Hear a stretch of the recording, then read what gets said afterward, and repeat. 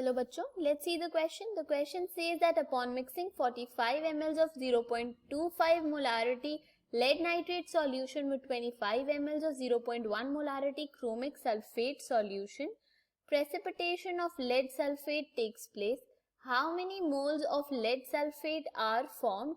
Also calculate the molar concentration of species left behind in the final solution. Assume lead sulphate is completely insoluble. Atomic weight of lead that is Pb is equal to 207.2. तो इस question का जो हमारा की concept है वो है limiting reagent.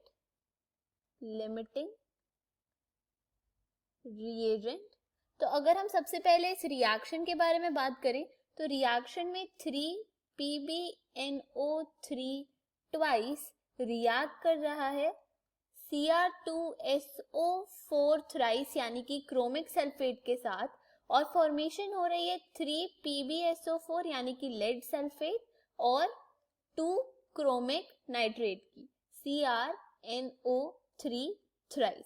तो ये हमारे पास कंप्लीटली बैलेंस्ड केमिकल इक्वेशन है. इसके अंदर अगर हम number of moles find out करें सबसे पहले तो number of moles of PbNO3 twice हमारे पास आएंगे. वॉल्यूम जो कि है 45 ml, तो इसको लीटर्स में कन्वर्ट करने के लिए इंटू 10⁻³ इंटू द मोलारिटी जो कि 0.25 गिवन है. तो इसकी वैल्यू जो हमारे पास आएगी वो होगी 11.25 इंटू 10⁻³ मोल्स. अब अगर हम number of moles of CrSO4 thrice यानी कि क्रोमिक सल्फेट फाइंड आउट करें तो इसका वॉल्यूम गिवन है 25 इंटू 10⁻³ इंटू मोलारिटी 0.1.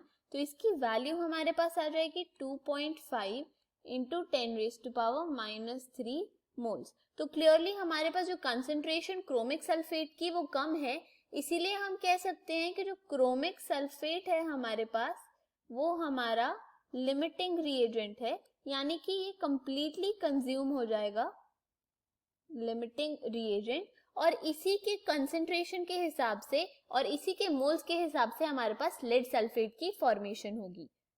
तो अब अगर हम number of moles of lead sulphate find out करें तो वो 3 मोल्स होगा, 3 of the number of moles of chromic sulphate होगा. तो इसीलिए ये हो जाएगा 3 इंटू 2.5 इंटू 10⁻³ जिसकी वैल्यू आएगी 7.5 इंटू 10⁻³ मोल्स. तो अब अगर हम आगे बात करते हैं तो हम कह सकते हैं कि number of moles of nitrate left, number of moles of lead nitrate जो है हमारे पास लेड नाइट्रेट लेफ्ट की वैल्यू जो हमारे पास आएगी वो होगी 11.25 इंटू 10⁻³ माइनस 7.5 इंटू 10⁻³.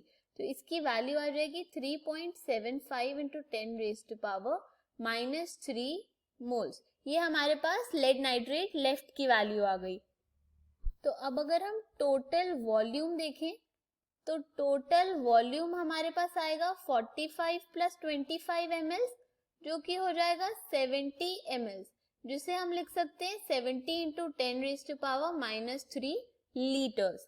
तो अब अगर हम मोलारिटी फाइंड आउट करें तो मोलारिटी हमारे पास आएगी equal to 3.75 into 10⁻³ upon the total volume जो कि है 70 इंटू 10⁻³.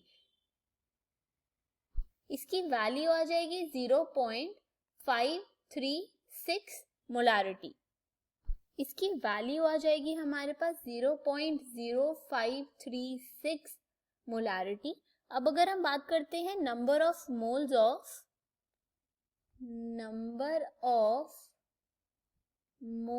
ऑफ CrNO3 थ्राइस की जो हमारे पास फॉर्मेशन हो रही है वो होंगे twice of the number of moles of chromic sulphate. तो वो हो जाएगा 2 इंटू 2.5 इंटू 10⁻³ मोल्स जिसकी वैल्यू हो जाएगी 5 इंटू 10⁻³ मोल्स. अब हम इसकी मोलारिटी फाइंड आउट करेंगे, तो इसकी मोलारिटी हमारे पास आएगी 5 × 10⁻³ अपॉन द टोटल वॉल्यूम जो कि हमारे पास है 70 × 10⁻³ तो फाइनली इसकी जो वैल्यू होगी वो हो जाएगी 0.0714 मोलारिटी। अब हम कह सकते हैं फाइनली कि जो हमारे पास सॉल्यूशन में लेफ्ट होंगे आयंस, तो जो आयंस लेफ्ट है हमारे पास वो होंगे PbNO3 twice and CrNO3 thrice are left. तो अगर हम पर्टिकुलर आयन की कंसेंट्रेशन की बात करें तो Pb+2 की कंसेंट्रेशन हमने फाइंड आउट करी थी 0.0536 मोलारिटी होगी।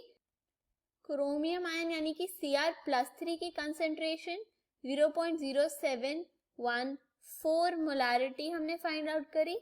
और लास्टली नाइट्रेट आयन यानी कि NO3- आयन की जो कंसेंट्रेशन होगी उसे हम फाइंड आउट करेंगे, तो वो होगी twice into the concentration of lead ion, जो कि 2 × 0.0536 प्लस हो जाएगा 3 times the chromium ion concentration, तो 3 × 0.0714। इसकी वैल्यू हमारे पास फाइनली आ जाएगी 0.3214 मोलारिटी। तो ये होगा हमारा final answer. I hope you understood the question.